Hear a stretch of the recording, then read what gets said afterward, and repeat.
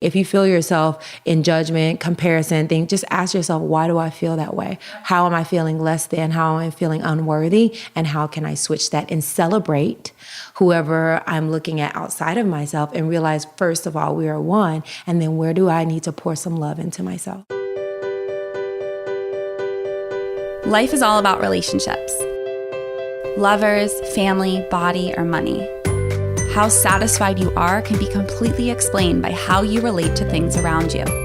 This is Sophie Jaffe, and together with my husband, Dr. Adi Jaffe, we are here to explore and teach you how to maximize your relationships and achieve a happier life. Let's get ignited. Hello, everybody, and welcome to this episode of the Ignited Relationship Podcast. I am Adi Jaffe. And I am Sophie Jaffe. And we're here with an amazing interview with a long friend. We're going to talk all about love. Yes. In the context of love, we wanted to share, so we got some reviews that had some critique, some constructive criticism. And one of them was around the Jenna Zoe episode, and Cream de la Seam. Kind of a cool name. Cream de la Seam gave us 3 stars and said, I love this podcast, especially the episode with Jenna Zoe on human design. I just wish I heard more of Jenna.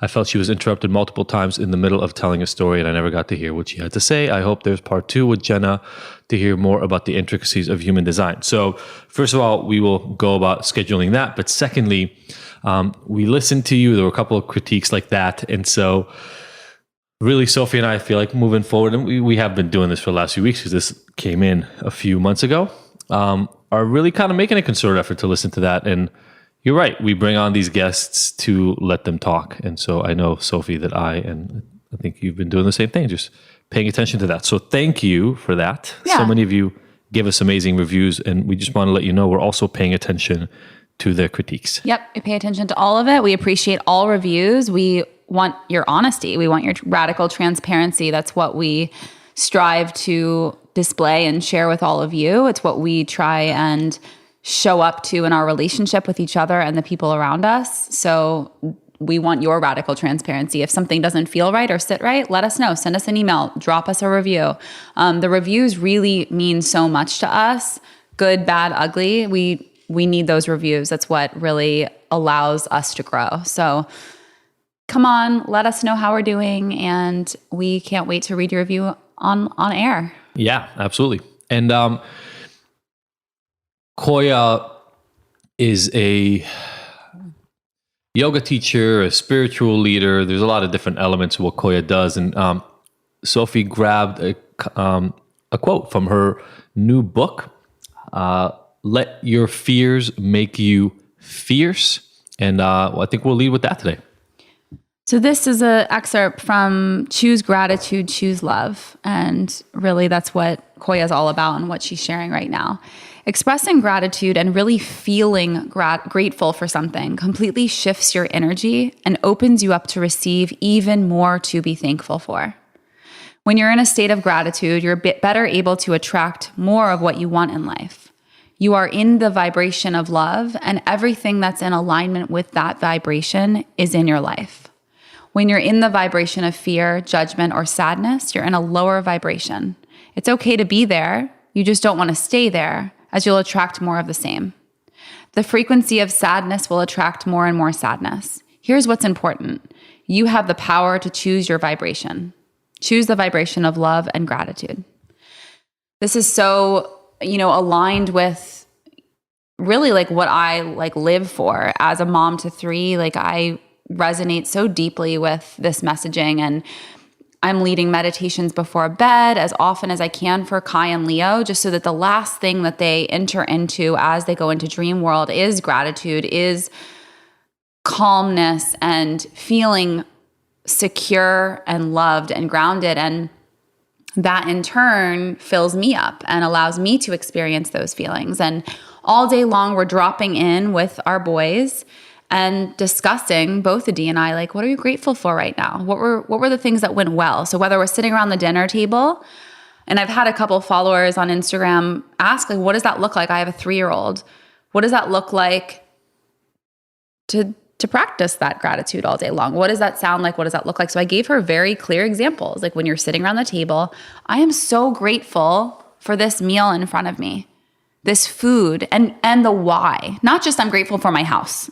That's one layer, but the why behind it. What is it? What is the reason that you are grateful? Because that's the thing that you can really ground into. I'm grateful for this meal in front of me because of all of the things that brought me to this point. So maybe you're eating an animal, blessing that animal, thanking that animal for giving its life, whether it be a fish or whatever it might be, milk. The fruits, the vegetables, the people, the farmers who grew it, like all the steps along the way that took that food to get to your plate and into your body. And the vibration that you want to absorb that is love and gratitude. So if you're grateful for it and you take a moment to really tune into that, that's what you're absorbing. And so, with our kids, we've been doing this for so long, but it just is part of our daily lives. When we wake up in the morning, I'm so grateful for this new day. I'm grateful for them. We talk about it during breakfast. What are you grateful for today? What are you and why? It's so interesting. That's, when I just heard you talking about it around the meal, it's so similar to that concept of grace, right? Saying grace before meals. It's just taking away the Christian affiliation and just doing, regardless of what your specific denomination and your belief is, to still practice gratitude. And for me, gratitude wasn't the default. I practice it every day. I have my 5-minute journal here and I wake up every morning and I'm getting better about it. But it's a really good practice to have going through your mind and heart. And the idea is to hopefully get to autopilot where your norm is in a place of gratitude, because that is how you cultivate more grateful things. Like my friend Rochelle, and I think she got this from one of her yoga teachers, when things are going really well, says, how can it get better than this? And if you say it that way, like a question, open-ended, how can it get better than this? Then you give room for the universe to show you how it can be better. Yeah. And probably even the same with when things aren't going well, right? Because when things aren't going well, so often we start hating on our life versus saying, how can my life get better? Or how can my life be good? And start looking for opportunities for that instead of, again, kind of focusing on all the elements of myself, my career, my relationships, whatever that aren't working out, being open to improvement. And it's definitely true. Call it confirmation bias, expectancy bias, whatever, that the things you make yourself pay attention to, the things you note and attend to and put your focus on become your reality. It's just the way it is. I mean, even if you think about it really, really basically, right? You drive in your car and there are tens of thousands of things happening around you. The sky, there's clouds moving and there's sun and there's birds flying and there's trees, and each one of those trees has all these leaves and squirrels, and hundreds of cars birds. And squirrels and people walking in houses, and each house has doors and windows and different colors on the walls and people in the windows, and all this stuff is happening. And you are oblivious to 98% of it. So the question is, the parts you decide to pay attention to, are you going to purposefully, deliberately focus on the things that make you feel anxious, scared, upset out of this protection need, fear, right? Like we talk about a lot in this episode. Or are you going to decide to pay attention to the elements that are bringing you joy and satisfaction and abundance? And which one of those two you decide to focus on, like the quote was saying, will end up creating your reality. And that's what Koya, that's the essence of her book. That's the essence of her mission right now. Is the title of her book is Let Your Fears Make You Fierce. Let the things, the challenges that you've gone through in your life strengthen you. Let them be the positives in your life. These two things can't exist together. You can't experience love and fear at the same time. So allow your fears to fuel the fire to place you into a world of love. Yeah. If you are feeling sad, be in that sadness, experience that sadness, feel it so that you don't have to come back to it later, that exact feeling for that reason, and allow it to just go so that you can enter into love. And it's a perspective. All of these steps, all the things we're talking about, everything is a choice and it's a perspective. Yeah. I mean, Koya came from a really rough upbringing and she's in a beautiful place now, a place that I doubt many people in her community would have thought she'd get there. And that's so inspiring. And she shares the story of how she got there, because it wasn't necessarily the easiest route, right? It wasn't a straight shot necessarily.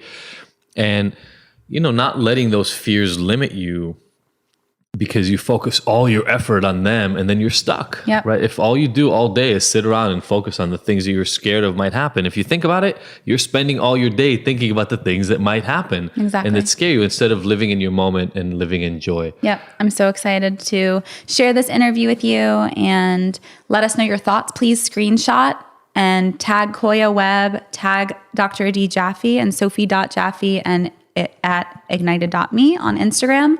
We will, if you do any of those, then we will reshare, retag, and we just love hearing from you and seeing the parts of a conversation that resonate for you. Totally. So writing it out, recording that part, whatever you can do to share the mission and the essence of the podcast that inspired you. We so appreciate it. So please tag us, give us love, and share with a friend. Yeah, and if you're on Ignited VIP, you'll see behind the scenes video footage and little clips of the videos that we got to do with Koya. Very exciting. Enjoy this. See you on the other side, and see you next week. Mwah.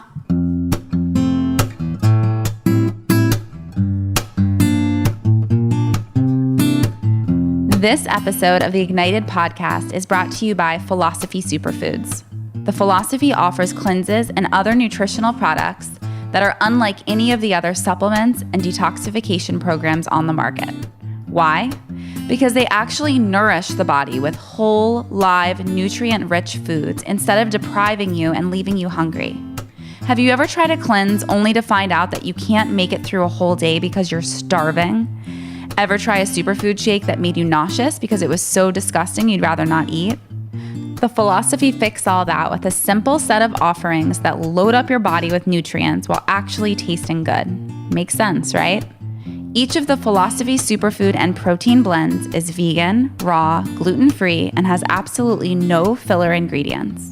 With over 15,000 satisfied customers, including some of the world's biggest celebrities like George Clooney, Gerard Butler, Lea Michele, and over 10 years of experience, this is the best stuff you can get. To buy some or find out more info, go to our website, thephilosophy.com.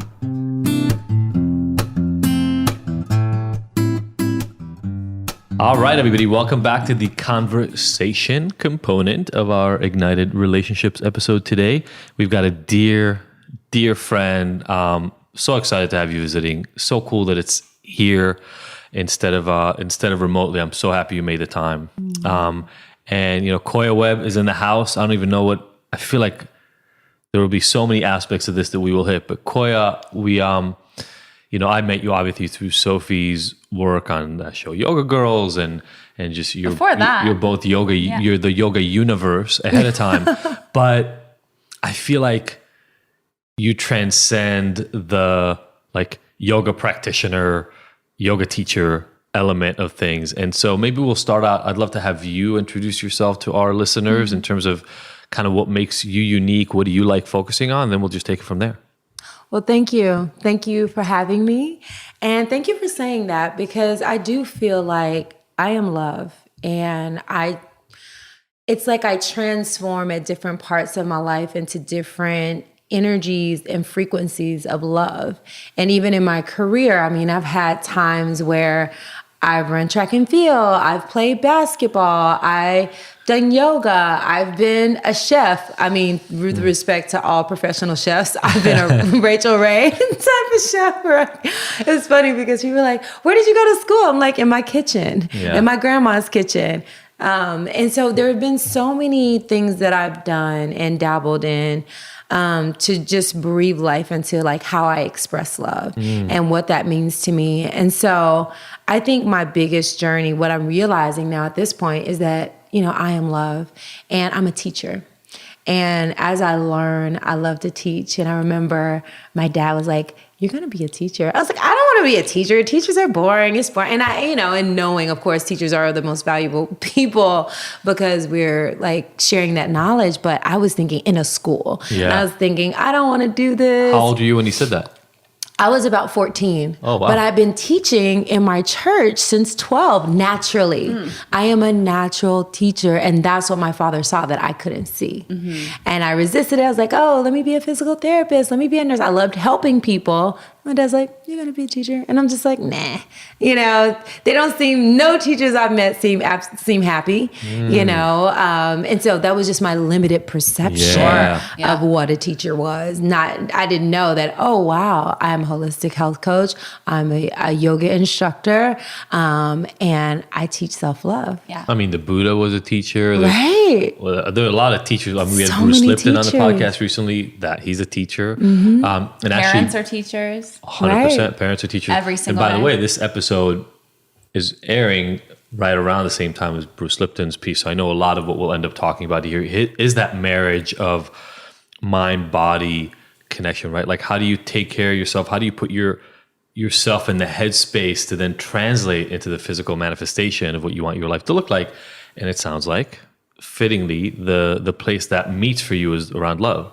I think so, because I feel like, you know, with writing my book, my first book, I did a recipe book in 2008. It was like Koya's Cuisine, Foods You Love That Love You Back. And I remember making that and self-publishing it.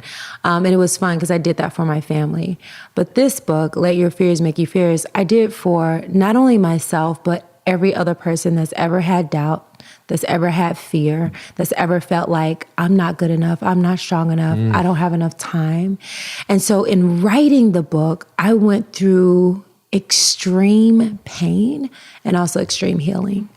And so I feel like that journey where I'm actually sharing my story, which I didn't want to do. I was like, I want to talk about get loved up and how we should get loved up and how we should practice mental, spiritual, and physical health.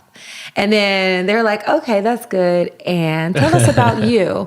And as I start to share my story, they're like, oh yeah, we're going to talk about your story. And I was like, oh God. Well, that's where everybody really connects, right? Because it's easy to want to be the guru on top of the mountain telling everybody how to be better.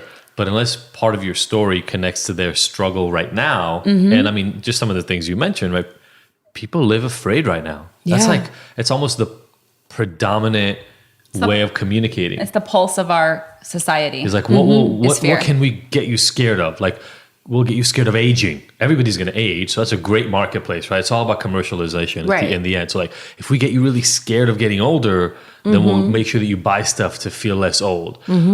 We'll get you scared of other people coming and shooting you in the back of the head in your house while you're protected. So that's like security and guns and all the other stuff. You can't travel because it's so dangerous. You never know like what liquid could like blow something up. You never know. So fear everywhere we go. Our government, our president, like everything is centered around fear because that's where money is. You know, look at vaccines, look at prescription drugs, look at it, like afraid of everything. From pain to aging to, you know, getting sick. And I'm a student of the Course of Miracles, and what they say is that love and fear can't coexist. Exactly. So it's just like, if you're full of fear, then you're pressing out love. But if you can get loved up, which is why I created the company, you can actually move away from the fear. And so my goal is to teach. So I'm a teacher of love. Like I teach love. I teach self-love, love of others, and love of the planet in multiple different ways. And I truly feel if I can teach people to move out of that state of fear consciousness to love consciousness, even though it's in the media, it's in, you know, media, regular media, social media, it's in our families, it's ingrained in our culture, it's ingrained in our religion. Fear. So my goal is if I can spread this love consciousness, we can actually heal and live in alignment with love. And I feel like God is love. We can live in alignment with God. If, you know, and a lot of people say God, the universe, whatever you believe, this higher vibration of connection, of love, of seeing each other.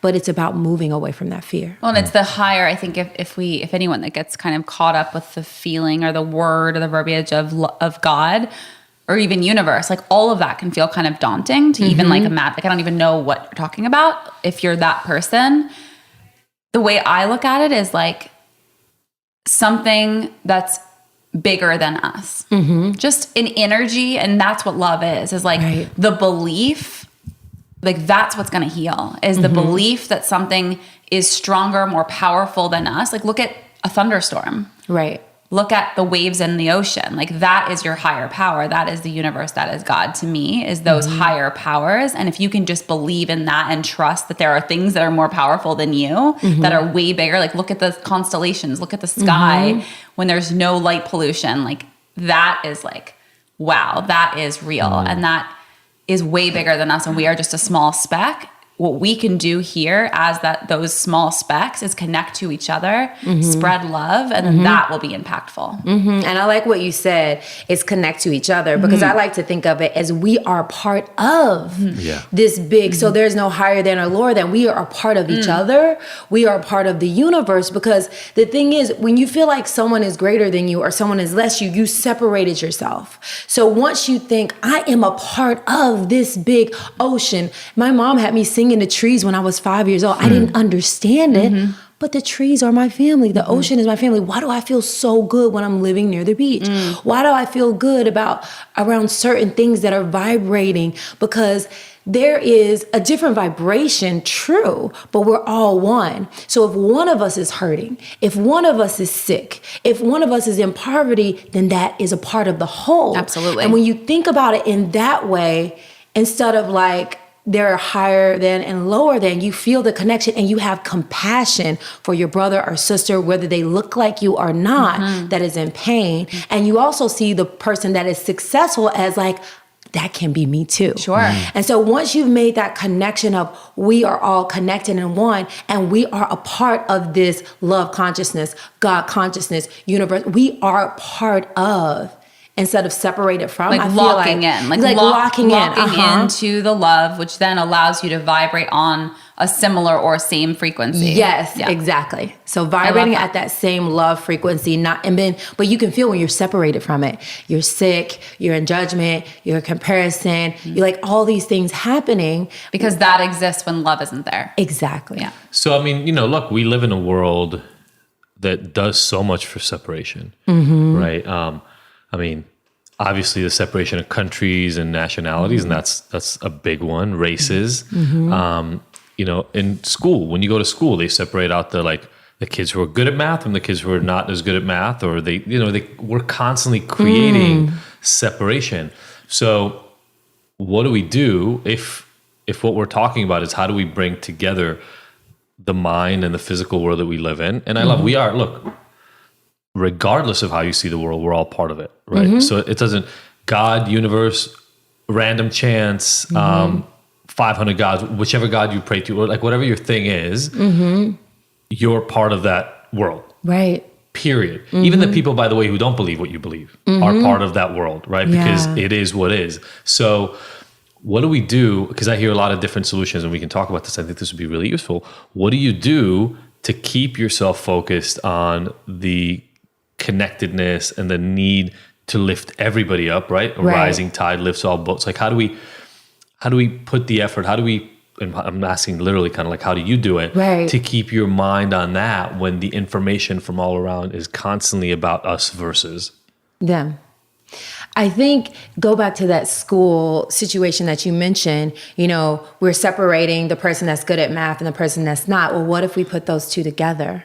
And the person that's not good at math can get good at math. And there might be some talents that the person that wasn't good at math, maybe they're good at art. Yeah. And so when we learn, because I feel like we are all unique, we all have different set of skills, set of interests. And when we are actually sharing our highest consciousness of talent, that's where we're working together as a unit. Not realizing that we are different, but those differences should be celebrated and respected versus separated and shunned. Yeah, and that's the thing, right? Is we've created a set of standards by which we measure everybody. But if everybody's unique and different, then your skills might not align with the way people have kind of learned to appreciate being good. And I think there's some really good evidence. For years and years and years, kids in school were separated.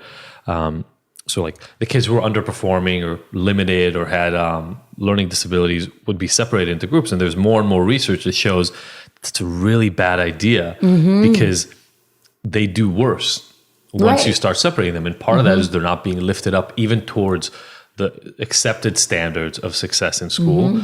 But I think there's a bigger piece that what you're hitting on, and I'd love to focus on this for a little while, and that is literally just the message that if you are not like those other kids in the other classes, you have to be separated and be with others like yourself, creates this expectation for life, which is find people exactly like you and only spend time with them because they're the only people that will understand you and appreciate you and love you. The other people won't understand you and they'll push you aside. Right. And we're never going to join together that way. Right. And it's so hard. And for a person like me who feels like I've always been an outsider, I've always not necessarily fit into a group because I'm so different, you realize the power in being around different people.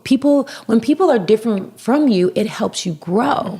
So going through school for me, because I was in these advanced classes, I was separated from people who in that culture, it was just Tennessee, it's white and black. You know, it's just like, there's no diversity, pretty much. Yeah, even in classrooms. Oh yeah, well, just like because that's just where it's just like where people live. That's like California. You see different nationalities, right? Different nationalities, but when you go to South, different places, it might be all one race, and the races are segregated. And usually, it's a lot of things. It's like not where just people live. Where people live plays then a factor into it. Also, social status, economics, like so many things play a part in it.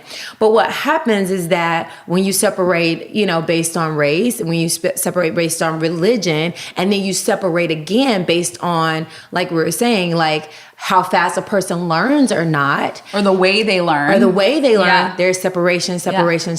And so you get into a place where you're like, okay, this is my skill set. I learn fast. I connect with people, and I'm the only one that looks like me. And so there's a point to where I can relate on one end, but then I can't relate on others. So I feel like I'm left out. People don't know how to connect with me, talk to me, be with me. So it's just always a constant feeling of being separate, even though you're together. And then, so being able to deal with that gave me a certain type of skill, to a relatability to people that are different than me. Now, if you go to someone who never had that experience but looks like me, there's no relatability. Like, how can you hang around these people and not feel, I don't know, I've been practicing it since I was 5. And when we're saying these people, are we literally just talking like white and people? White and black. Like the joining together. Right. Like how can you be... It's like if you don't have any experience being with a race outside of your own, you're not going to be able to understand them. Period. Or anything. Even culturally. Anything. Like when I first met Adiz from Israel, I had never met a Middle Eastern person. I went to school in small town USA. I didn't even meet I was the only Jewish person in my school, and my dad's Jewish, so I'm half Jewish, and I was the person who stood out. Right. Then I meet this Israeli dude who speaks Hebrew. Like, what? I do. And it's like...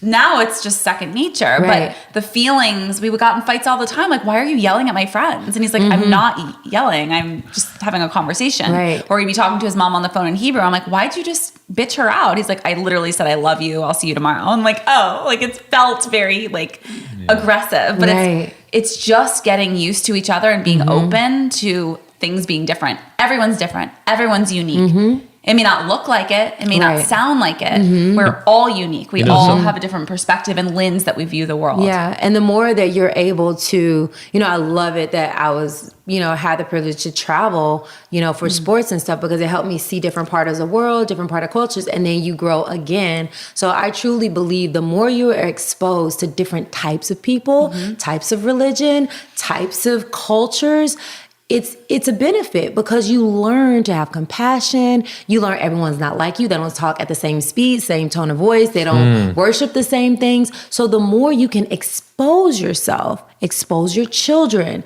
to different people at different levels, the more they're going to be able to cope and feel connection. But if no one has that exposure outside of themselves and what they believe and what they do, because they're like, oh, I need to stay in this bubble so I can be safe. Well, what is that? That's a fear. Well, what do we do about that right now? Like, because we live in a world, but like right now we live in a world where one of the main discussions is on going back to isolating, right? Like, let's close the borders. Let's keep the other people out. It's terrible. And like, essentially what we're going to create if that happens. But the reason I think it's important to talk about publicly is it's out of safety, right? If we put ourselves in It's out of fear. Out Safety of and fear are eyes. two different things. Well, but I'm saying it's their seeking of safety, right? Like the people who are pushing forward this notion of isolation, like keep the other people out, they feel unsafe. And so they believe that what they're going to get is more safety by keeping other people out. How do we get at that? I mean, It's call it what it is. They feel fear and they feel like they are going to be, that's a fear. If I'm going to lose something, because there's a threat. They feel like I am going to be somehow less better off if these people come. It's going to jeopardize A, B, C, or D. But how do you get at that? Because what I'm saying love. is... That's it. Because so what the Course in Miracles does... I think. Love and exposure. Yeah. So exposure is another part of love. And so the reason I always bring it back to fear of love, and so because we can get lost with words. So once you can trickle down all these words to fear and love, it helps people realize like, oh my God, I'm saying that this is loving myself and my family, but actually if there's fear involved, it's not. Because that's how you can break it down. Like, how can I understand this? Because it sounds like safety. I'm just trying to be safe. But if it's where's that coming from? If it's rooted in fear, then is that safety? Right. So the question I'm asking is, because we're having this discussion right now here, but in the country's having this discussion, the people that we're talking about, the people who are scared of what it would mean, I don't feel like a lot of them are that open to, hey, you're looking at this from a place of fear. Let's turn it to a place of love. Right. So you come from They have to be educated. Well, you come from a unique situation, right? Where you crossed over into a world of people who thought differently. So I'm guessing you have to pick up some skills along the way of how to get in, like get invited to a play date or like hanging out at other people's houses. And you've got to play a chameleon. You got to be able to figure out how to fit into their culture without scaring people, without making them feel too different, because anything different oftentimes will scare people if they're not in that mindset of acceptance and love. So how do you have these conversations with people who right now are incredibly resistant to bring that back to love? And I don't know if people would be in a space that they could do this, but if you can go spend time with the people that you fear the most, that's the only way you're going to understand them. I think that's nail on the head. Like before we were even talking about the border, my first thought was, before we leave for our trip for a month, we need to get down to the border with the kids, because I've been working with this company, Border Kindness, which is basically this man has 2 PhDs and is living in his car down by the border, where he's helping migrant children and families in whatever capacity. So literally just like clothing for that day, food for that day, medicine if they're sick, entertainment, whatever it is. Very basic needs that they're not being met with. And it is inspiring, so inspiring to me, but how can I make an impact on a bigger level? So I need to get down there fast and soon with my children and then share it on my platforms. And that's the beginning, is spreading that love and awareness that all he's doing down there is protecting from a place of love. Yeah, and I feel like, so people want to know the solution. Okay, let's send money, or let's send troops, or let's do, but the thing is, again, it goes back to connection. So to answer your question, it is about connection. So if you're willing to move away from your fear enough to connect on a deeper level, that is the only way you'll feel it enough. There's no psychology that's going to okay, if you say this thing or believe this thing, if you feel that this person is breathing life like you're breathing, if you see these people with their children, not just on Instagram, not just on the news, but you will feel something different than if you're sitting in an office trying to pass rules for the fear of what might happen to your community and your family if such and such and such and such happens. So it connects. There's too much separation. There's too much separation. Yeah, there's no way to know. So when you take away the separation and move towards that physical connection, it said when a baby is away from its mom, it's in a different fear state. It's like, how am I going to survive? They don't feel that connection. So the same thing, when a group of people who, especially people that are passing laws, are so far removed from the people that they're passing laws for the people that they're harming, it's hard to do a whole book. You can write as many books as you want about how they can be better people, but unless they are willing to feel and connect on a vibrational level with the people they are oppressing, it's going to be very tough. Okay, so I'm going to get right, like, I want to get Dive right into it, right? Let's dig in. So, Okay. because we're actually going to soon hopefully have a pilot who I met on a plane totally randomly, who's like a right-wing libertarian. Not random. And he and I had a Meant to be. 2.5 hour super deep conversation about like essentially, conservative, right-wing libertarian values versus liberal values, et cetera, et cetera. So we'll have him on, and I want to hear that stance as well. But we're all like, because we're a little preaching to the choir here, right? Like we all believe in these concepts. Now my question though is, how do we manifest them? And the reason is, because this is the week of kind of manifesting our reality. And so I want to create real change. And the second piece is I'm just going to start calling out names. For those of you who get offended, send me an email. You look at Trump, you look at anti-immigration zealots, right? Where it's really a strong thing of we got to be protectionism. Forget for a moment that they're literally forgetting the history of this country and the fact that when the Russians came here, they were looked at as immigrants. And when the Irish came here, they were looked at as like every group of people who showed up here has always been the other for decades and decades and sometimes a century until they got assimilated. And now we're just going through the same thing again with essentially Hispanic or Latino kind of individuals. So that's happening. But like, let's be honest, Trump is not going down to the border to sit down with a whole bunch of immigrants from Guatemala and sit down and listen to their stories about what's going on in their life. He's doing the opposite. He's sitting with the people who are scared of the immigrants from Guatemala to understand their stories. So he feels like he's doing something. And I think he really does. He feels like he's doing something to support his way of living, which includes kind of stoking the fear, right? Like getting behind the fear and saying, yeah, you should be scared of these people. And so am I hearing you right that the idea is to take whatever, maybe it's a few people on the other side and take them over and like do a very grassroots sort of gradual reintegration of the two sides? Absolutely. And I've listened to so many podcasts. I don't remember which one this was, so I apologize ahead of time. But I was listening to this podcast and they said there was a group of Trump supporters and white supremacists. And they were like, we will pay your flight, your room, your board, if you are willing to go to Egypt and spend time and eat with and sit with these families. We'll pay for everything. Amazing. So they're like, all right, I want let's to go go. to I want to Egypt. go to pyramids. They did it for a trip.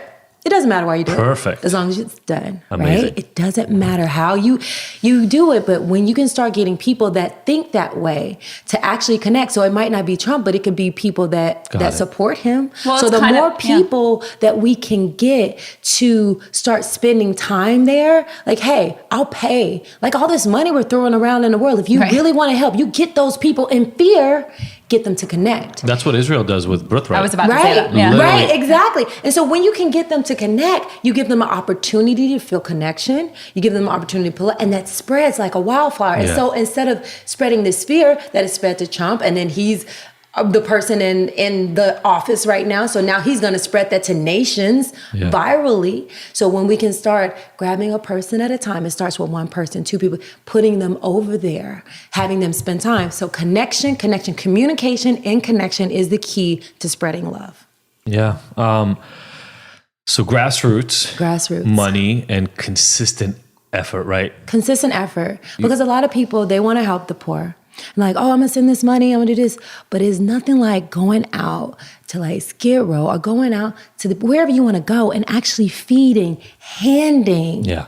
It's a different feeling than pressing $5,000 and sending a $5,000. You're not connected. Totally. You're doing something, and thanks, that's going to help in a specific way. But if you want to change the vibrational frequency of your fear, you have to feel. Yeah, we had Larea here from Lunch on Me. I'm sure oh my God, she's I a heard queen. that podcast and I was like, I have to meet this woman. She's an angel. Because Like, so she's literal doing angel. exactly what I'm talking about. Exactly. She's going out doing there, it. she's getting out there, and she's like, I'm feeling. And She she had lives worked it. with people who didn't feel it. They were just going through the motions. Yeah. Just think about relationships. You guys talking about relationships, right? You've seen those families. We're just going through the motions. Yeah. Wake up, go to work. You're not addressing any problems. You're not feeling, right? You have to feel, you have to communicate, you have to connect on every level. On a personal level, gotta connect with self. Whenever you have a partner, you gotta connect and communicate. And what we're talking about on a world level, same thing. Any relationship, you have to connect and communicate. And if you're not willing to do that, you just wanna throw around money, throw around insults, whatever, we're missing it. Yeah.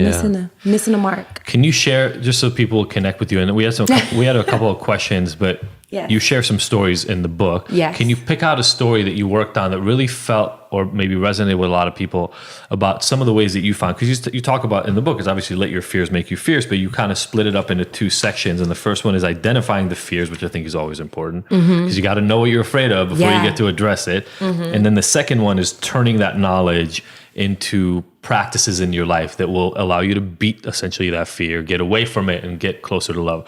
What's an experience that really resonates for you, a story in your life that got you to have that insight? I think the story of really, which I haven't talked about on any podcast, but just realizing my worth. And I feel like for so long, I feared because I was raised in Humboldt, Tennessee, in a trailer, powdered milk. Like I felt like, well, I don't have much. I'm just going to do whatever I need to do. I'm going to, do what my parents tell me to do. I just want to be a good person.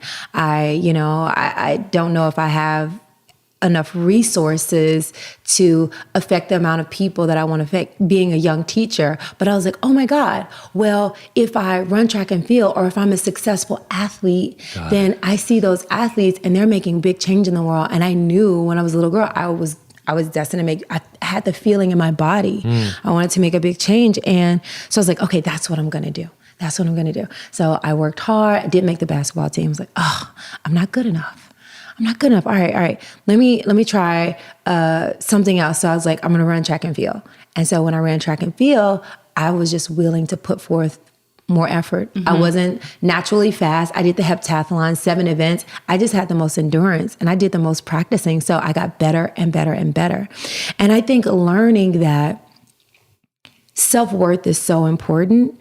And I didn't have that for a long time. I just felt like if I work hard enough, then eventually I will be successful. If I work hard enough, if I, do this thing and do that thing, then things are going to get better for me. Even though I had this, like being raised in poverty, eventually my parents taught me, if you work hard, eventually things will come. Eventually we moved out to that trailer out of a house. So I saw hard work. And so initially, I really connected success with working hard.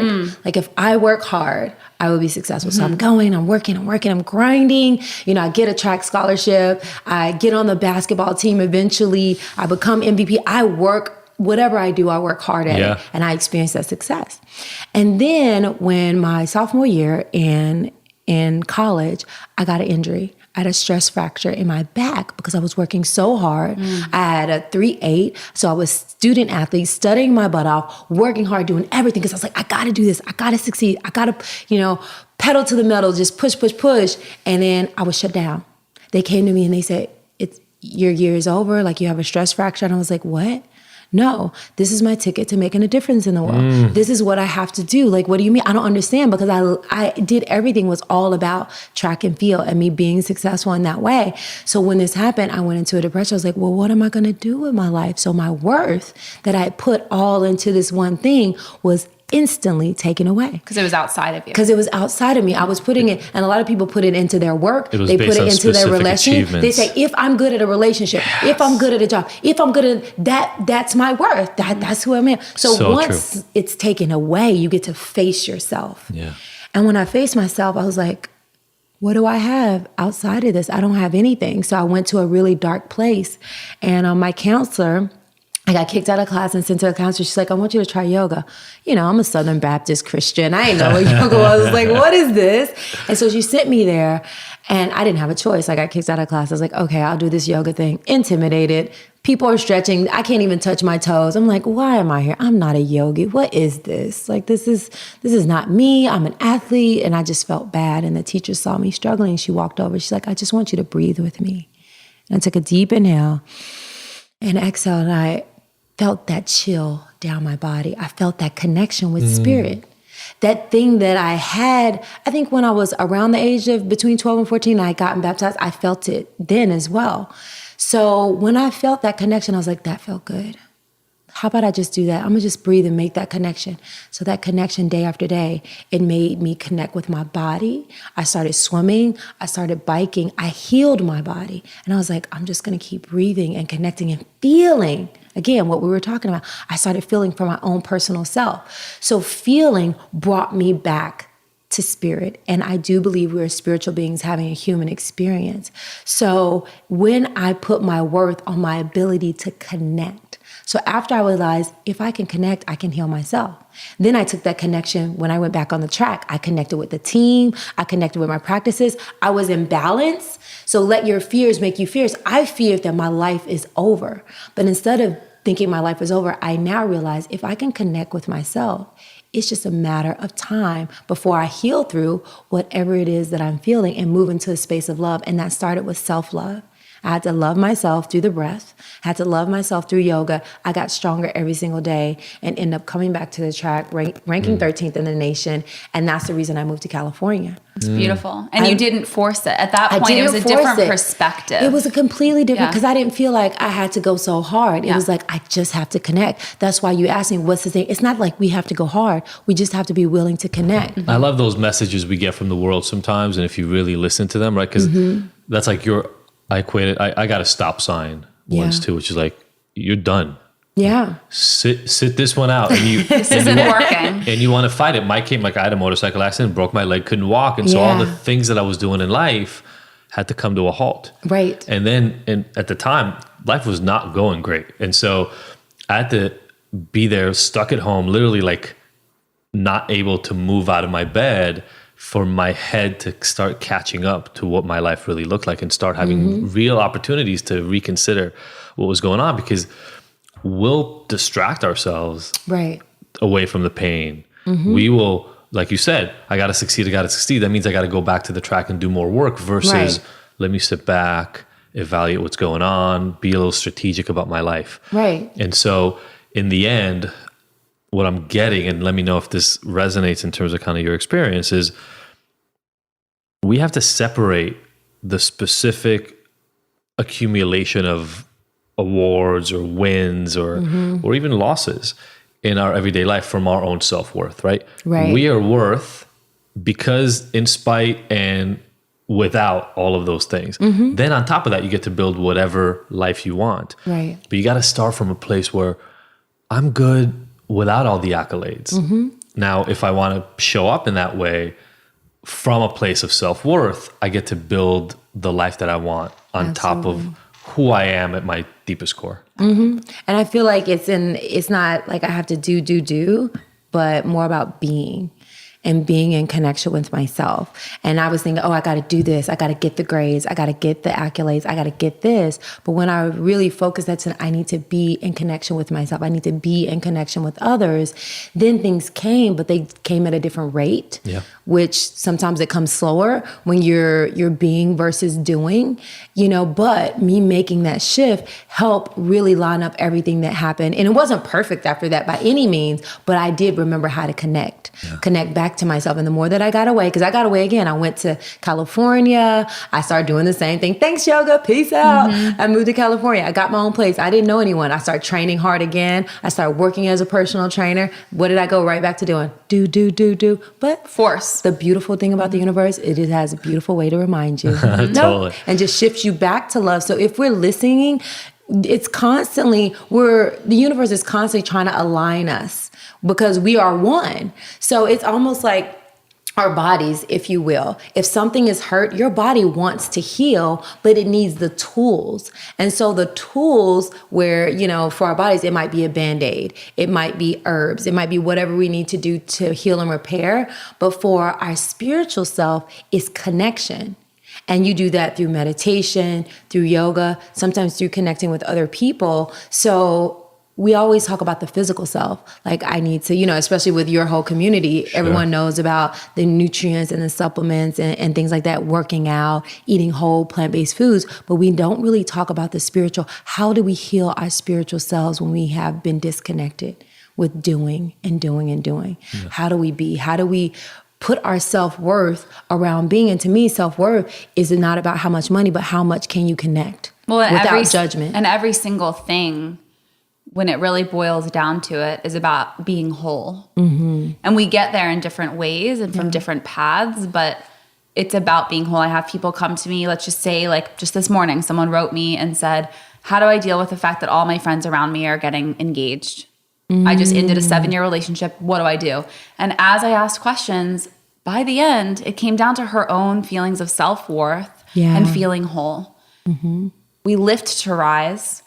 We support each other. We all are one. So we all have to celebrate each other's wins. We have to be there for each other when we're losing. Like all of it, we're here together to support each other as a community.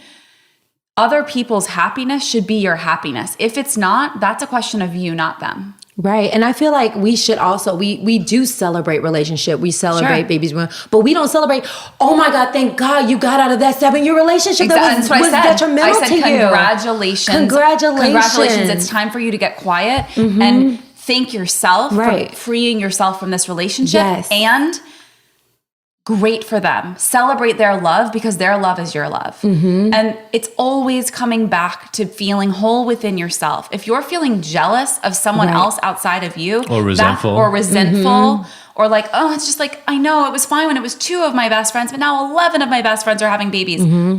Again, it's not about the quantity. It's not about who, what, where. It's you. You are the common denominator. If you have an issue with something, and this comes up for me all the time, I'll have issues with whatever it is, a mom at school, one of my clients, a D, I'm feeling feelings of jealousy. Like, no, it's because I haven't had enough self-care this week to take care of me. So I'm spiraling out of control and acting outside of my own integrity and blaming it on him. That has nothing to do with anyone else. It comes back to us. Yeah. And connection, because when you feel at one with other people, it's like when she gets married, that's like the collective marriage, like finding love. When she has a child, that child is birth for all of us, for humanity. It's not when you separate, you think, oh, she not me. She has what I don't have. Like, no, but if you're connected again, go back to what we were talking about. It's a win for us. It's a win for you. You're going to get to hold that baby.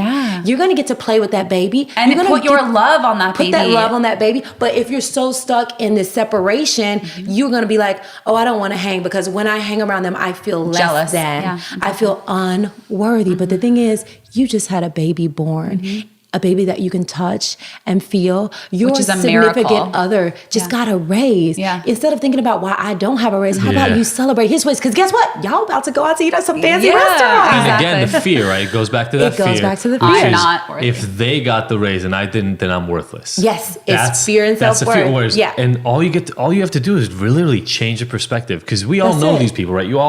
We all know people who have a really hard time celebrating your wins, or maybe you're one of these people. And so what ends up happening is you constantly get reinforcement that life for you sucks. Because other people are winning. And if that upsets you, you constantly get more and more reinforcement that somehow you're not enough.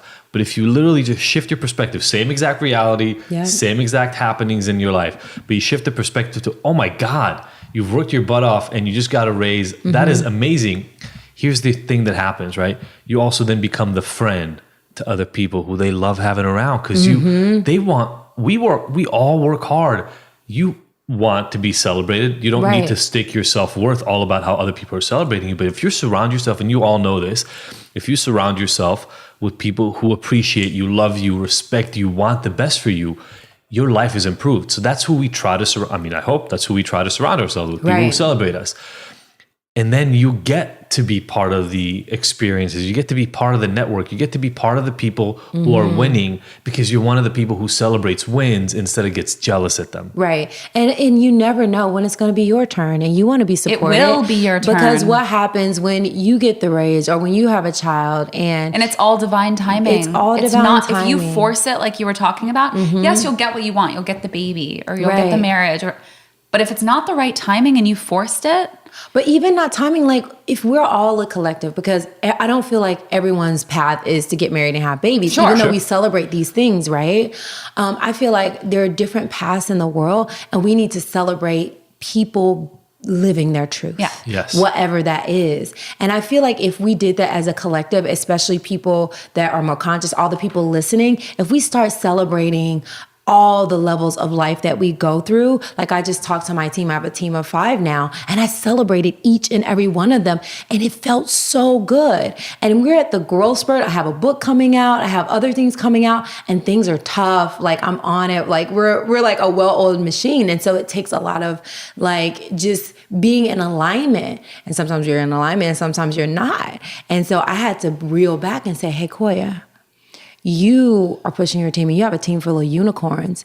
When was the last time you told them how amazing? And it had only been 2 weeks, but still, that's a long time. I need to do it every week. We have a daily huddle / weekly meeting, and part of the thing is identifying wins and rock stars. Yes. And it's like, it's just built in. And we do that. We do that every team call. But when I say praise, I mean like, I'm saying stuff like, I acknowledge this, I went so deep of things that we see. And maybe even I said something in a moment, but I just reiterated not only for them, but for the entire team to hear. Mm-hmm. This person is great because, and this is what they're doing, mm-hmm. and this is what they mean to me. We all need it. Like we need praise. We need to lift each other up. Yep. And you don't understand. First, I felt so good, and like each person, they were like, messaged me up like, oh my God, like, thank you so much. And again, I'm a loving person that I feel like I love everyone, but I feel like sometimes, especially when you feel like any type of drain or someone feeling down, pour some love into them, mm-hmm. because at the end of the day, they're just hurting and they need to be loved up, yep. which is kind of what my book is about. Get loved up. Mm-hmm. It's like you constantly have to love on yourself. Like you said, Sophie,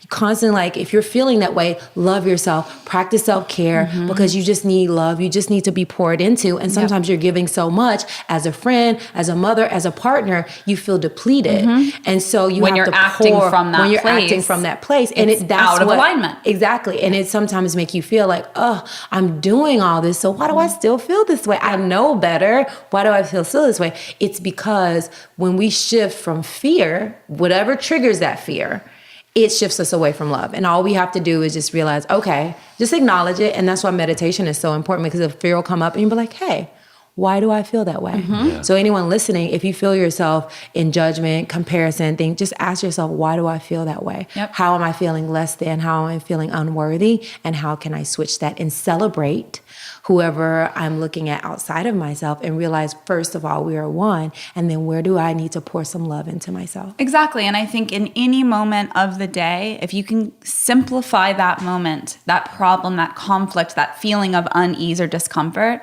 down to fear or love, that's what I love about Marianne Williamson, is amazing. That it is about fear or love. If you are in your love fully, you cannot experience fear, and vice versa. If you are in your fear at all, if you boil it down, like the girl that wrote me this morning, when we boiled it down after just 5 minutes or less of a conversation, she was in a place of fear. Yeah. It made her feel less than. Where can you drop yourself into love? Mm-hmm. Then you won't feel any of that. Just love. Let's just celebrate the love. Mm-hmm. That makes it so easy, right? Yeah. And that's what I love about the Course of Miracles, Marianne Williams, and people that follow the Course, is because it really does simplify, because words can get complex. Feelings can get complex. And I feel like having a place where we can all boil it down and be on the same page, it helps us communicate. Exactly. And so in the book, I have a lot of tools like meditation, yoga, dancing to your favorite mm-hmm. music, aligning your chakras, because we don't talk about chakras enough, and they're the spiritual energy centers of our bodies, but we're not doing that. You don't see that in a gym. Like, can I go to the corner and how can I get my chakra mat? We need that. We do. And so they're just giving people ways that they can just get back into alignment of love mm-hmm. and self-worth, and do little checks and balances. It's like a workbook. Yeah. You can really go through it and say, okay, this is where I am mentally, spiritually, physically, this is where I am in my relationship and my finances, all these different areas of life, and just see where you are, not to judge yourself, but just to see, and then work on loving yourself. How can I be more gentle on myself in relationships? How can I love more in my finances? What do I need to do? And so I go through my personal stories and struggles with each thing, and I go through how I overcome. So how I let my fears make me fierce. Mm-hmm. And that fierceness is, of course, fierce in love versus fear. Love that. I love it. This is awesome. I love it. Says here, if you're tired of feeling overwhelmed, unappreciated, and burned out, this is the book for you. I assume close to 100% of people listening feel at least one of those three things, if not all of them, at different points in time. So, and I love that there are exercises through it that you get to actually do. So it's not just reading cerebrally and figuring out what are the concepts, but rather actually working through this Yes. so that you can apply it in your life. Yes, and I go through the book again and again every week. I go through because we all have times, because we're living in a world in a constant state of change, and if you're not changing, if you're not growing, then of course you're dying. And so as we continue to evolve, if you can just check in with yourself, whether it be daily or weekly, then you can stay at this high vibration of love consciousness. And that's what I teach. Really, it boils down to love consciousness. How can I stay in this vibration of love? How can I stay out of fear? And it's okay to experience it. But again, my thing is not that I never experienced fear. It's just like I'm able to process it a little bit faster than I used to. That's awesome. So we have 5 questions we ask every one of our guests. I don't know if you probably heard them with some of the other guests. You ready? Yes. All right. Question number 1. What's the best advice you've ever received? The best advice I've ever received was my mom told me always love. Just always love, no matter what. And before I even read The Course of Miracles, before I even got in this, fear versus love consciousness, my mom told me. And I think that really did help push me toward. And, she was always one to connect me with nature. So she showed me, not only did she tell me stay in love, she showed me what that looks like. So whenever I'm in a dark place, I remember I just visualize the trees, I visualize the water, and I close my eyes and I take myself back to that place of love. What a great foundation. That's beautiful. The next question is, what is your proudest moment? First thing that comes to mind. Oh, my goodness. And so for a long time, my proudest moment was helping someone lose 200 pounds because I was a personal trainer. I was like, it was so great because it did take all of these elements I learned to get a person past that point. But now that I've become a teacher of teachers and I have my Get Loved Up yoga school where I teach yoga and holistic health, my greatest moment is every time I hand someone that piece of paper because I'm passing on the knowledge. And now, because it's not just about me, it's about me, as Nelson Mandela said, each one teach one. So I'm teaching, I'm sharing my story, I'm teaching these things to others, and then those people will teach people. So, we go back to the question, how do we make change? You teach your children, you teach your community how to stay on this love vibration, which you guys are doing beautifully. And then we keep teaching each other. You teach the people that you feel like are unteachable, especially those people that you feel like are unteachable, especially those people that you separate from. So it is important to have our groups to where we feel like we're filled up, but it is also important to go out and reach out to those people that feel unteachable. Totally. So my greatest moment is just at the end of every yoga teacher's training, I have one coming up starting Monday.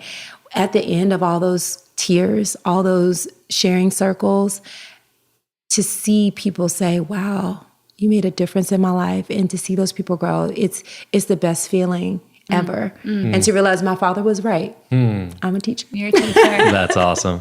On the flip side of that question, what has been one of your most difficult moments? Oh gosh, the most difficult moment for me, and what continues to be the most difficult moment for me, is just this balance of spirituality and humanism, if you will. I feel very connected to my spiritual self, but I'm functioning in this world where I'm trying to keep up. I'm trying to keep up on social media. I'm trying to keep up as a woman. I'm judging myself to high standards that I know don't make sense. So even though I have this knowledge of oneness, of connection with the universe, of love is all there is, and I need to vibrate at that frequency at all time, I still get caught up in judgment sometimes, especially of myself. I'm my hardest critic, and I just have to reel myself back to self-love. But, that's my hardest struggle, just staying in that love consciousness myself. Yeah, I think being in this human world where it's easy to slip out of that. I think that is always the struggle, right? Yeah. Even when you're quote unquote relatively enlightened, because I don't know that there's a real destination. It's sort of this back and forth, and you try to minimize the amount of time you spend in judgment and find a way to get back really, really quickly. Oh my God, I heard a baby. Yeah, there's a baby coming. Hi, sweetie. Can we talk for a moment about how do you take care of yourself? What's your self-care look like so you can pull yourself out of that judgment more and spend less time. I'm totally in it. distracted by the baby. I But yes, I know. What's your self-care look like? the biggest way that I connect with self is meditation. Just going within to work things out. Anytime I feel myself outside of that low consciousness, it's like, okay, Koya. And just recently I had a friend that just like ripped me a new one about, and they really just called me names. They really didn't say, okay, why they're feeling this way, and we haven't gotten a chance to process it, so it hurt. I cried and I was like, oh my goodness, that hurt. But I was able to look at myself and I realized, well, Koya, when was the time, the last time that you guys hung out? When was the last time you told them how amazing they were? And I had done it, but I hadn't spent a lot of personal time. It's like, they would come to events that I do and I invite them, come out to Wanderlust Fest. But because I'm traveling, I've been nomadic for a year. I haven't been stable. Like a lot of the friendships take a hit because of that, because I'm not inviting people over for dinner. I'm not going out. It's not consistent. And so, that's probably another big place I struggle is with those personal relationships where you're at this fast rate of growth and this rate of travel. You really have to work so hard. And that's what I even took notes from the podcast, the Ignited podcast. It's just like how to cultivate those like long-term relationship. And it takes a lot of work. Sophie's a master at it. I was telling Eugene actually right before we went on, she was upstairs getting ready for this and she's on the phone with a friend from back east and they talk every day. And she's got like 4 or 5 friends she talks to every day, and then other ones that she'll talk to a couple of times a week or a couple of times a month to keep that going. I was like, damn, like I was taking notes. It's a skill set the same as yours with move. Like I moved around a lot as a kid. I went to a different school. I mean, I lived in a different home every 2 years, every 3 years, different schools, different groups of friends, and my dad lived on the West Coast and I lived on the East Coast, and I had to figure out how to feel close to him, really close, really intimate. So it's something that I built over the years. It's not easy. No, it's not easy because a lot of friends can't meet you there, and because it takes a lot of effort. Just on a selfish, like it takes a lot of effort to stay connected in that way. I'll go weeks without talking to a certain friend, and they feel it and they're mad. Yeah, and they're like, I see you on social media. I see you doing this. I see you traveling. I see you calling that person or spending. I'm like, there's only so much energy in a day, and things ebb and flow, and that's the reality. Yeah, and it just takes a lot of work. It takes a lot of work. And I think my growth was not getting upset with that friend because what they said was, it was insensitive. It was immature. Like I could do all these names, right? But I read this book called Radical Forgiveness. And so in that moment, I was like feeling all these things. Like, how could she say these things? Like, I love her and all these things. But then I was like, well, Koya, what do I got to own? Right? What do I have to own? How can I take responsibility? And so I was like, let me take responsibility and see, where I could be a better friend. And when they come back, if they do come back to wanting to talk to me or process the whole situation, which I think is important. I think it's important to not just rail off with these insults, but really have the heart of communication and connection. So if this person is willing to communicate and connect with me, to really come from a place of compassion versus like, I'm upset with you, and like really going back at her, fighting fear with fear. Like if I don't let you know exactly how I feel and exactly how you didn't show up to me as a friend, which is that's what we want to do. We want to defend ourselves. So I took myself out of hurt, out of defensiveness, and I was like, how can you love? And how can you come to a place of love? And I think that's the work.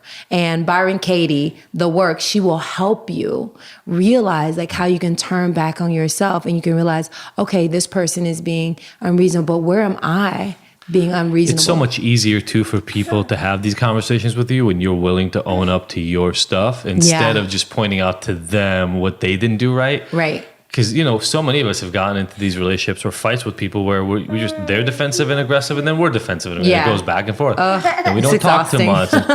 It's so much easier to say, you know what?